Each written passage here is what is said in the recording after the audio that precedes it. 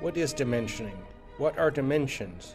And how can they help us teach and learn core academic content? Let's first start with a definition.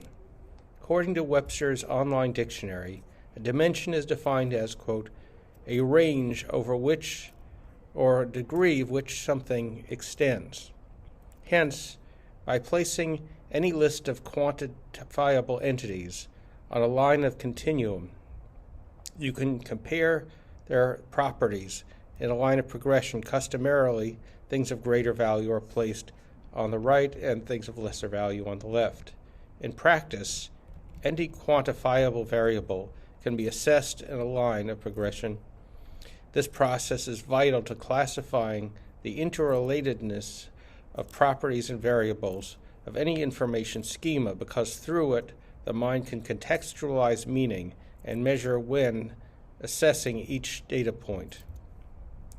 If all these methods can be achieved through the use of one dimension, think of what can be done with multiple dimensions. Let's examine some commonplace examples. When we place data on a two-dimensional plane, such as a Cartesian plane with its x and y axes, we come up with an official chart or graph. We can see the use of these types of data tools frequently in everyday life. Yet do we truly understand their deeper embedded logic and applications? When measuring the financial performance of a company, the x-axis, moving from left to right, most often represents the passage of time, whereas the y-axis reflects the monetary value of the company. This enables us to present all data points in two distinct characteristics, this case being time and money. So therefore the value can all be assessed, showing the financial health of the firm.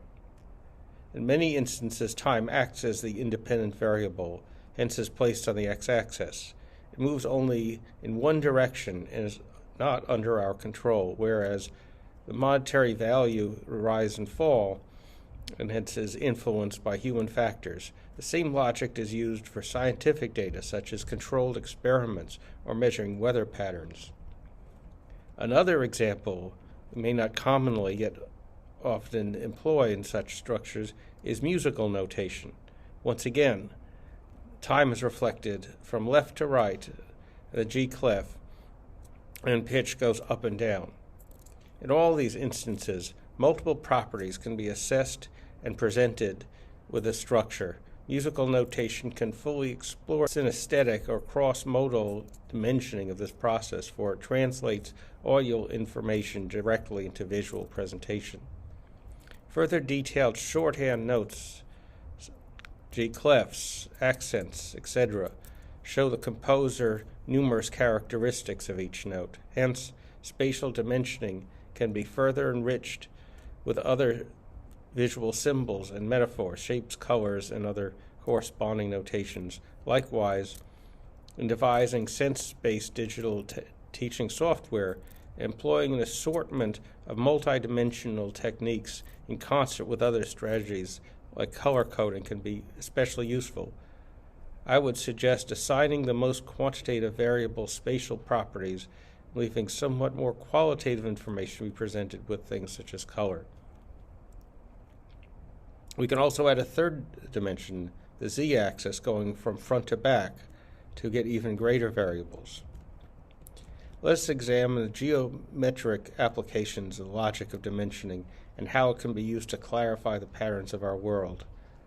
The Pythagorean theorem holds that the length of hypotenuse squared equals the sum of the two remaining sides. Proof of this efficacy can be found in turning each line into a square and filling them with liquid. The amount of liquid filling the squares based on the hypotenuse angle is equal to the volume of that hypotenuse. Therefore, we can glean from this experiment that the square literally means turning the sides of the line unidimensional, and turning them to two dimensionals form the shape of a square. This helps visualize the critical component of the core of mathematical functions and the nature of their operation. How can we understand the application used devise for digitally based sensible teaching software. In presenting a form, function, and pattern to core academic content, we can assign these spatial dimensional properties to compare the nature of information. Of course, this can be readily applied to mathematical instruction. We can address addition, subtraction on the x-axis, and then add y-axis for multiplication, division. For every major modality in this process, learning can easily be gamified to enjoyment and engagement of students. We can simply add point systems, basic plot lines to discover, for example, treasure, or buried treasure, in places to convey the patterns of information, i.e., which cobblestones hide the treasure, Batman and to stop Dr. Octopus, representing patterns of multiplicable patterns.